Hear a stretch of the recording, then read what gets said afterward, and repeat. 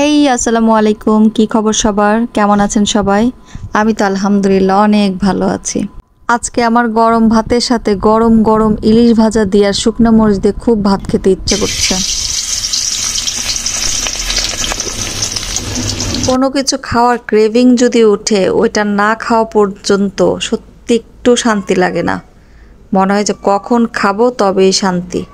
তাই দেরি না করে মাছ বের করে কেটে ধুয়ে গরম গরম তেলে ছেড়ে দিলাম।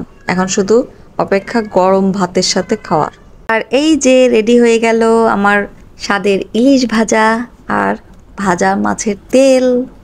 এখন আমি শুধু খাবো। এখন নিয়ে নেব গরম গরম ভাত। এই যে ধোয়া ওঠা গরম ভাত, এর মধ্যে দিয়ে দেব ইলিশ মাছ ভাজা তেলটা। এই তেলটা দিয়ে খেতে কিন্তু অন্যরকম একটা মজা লাগে। গরম ভাতের সাথে এই তেল দিয়ে ইলিশ ভাজা দিয়ে শুকনা মরিচ, উফ অসাধারণ। নিয়ে নেব শুকনা মরিচ ভাজা আর নিয়ে নেব মাছ। আর দেরি না, এখন শুরু করে দেব খাওয়া। আর এই যে মাছের পেটে ডিম, উফ মাছের পেটে যখন ডিম থাকে আমার কাছে মনে হয় স্বাদটা আরও দ্বিগুণ হয়ে যায়। তো আমার প্লেটটা একদম সাজানো শেষ, খাওয়ার জন্য রেডি।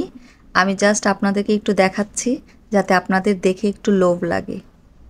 হ্যাঁ, একটু লোভ লাগে, আমার মতো যাতে ক্রেভিং হয় খাওয়ার। আমি কিন্তু কোনো খাবারের ভিডিও বা রান্নার ভিডিও দেখলে আমার কিন্তু খেতে ইচ্ছে করে। এনিওয়ে, একটু জুম করে দেখাই দিই আপনাদেরকে। এই যে মাছের ডিম দিয়ে এখন আমি ভাত খাবো, ইলিশ মাছের ডিম। মাছের কাঁটা হলেও খেতে স্বাদ।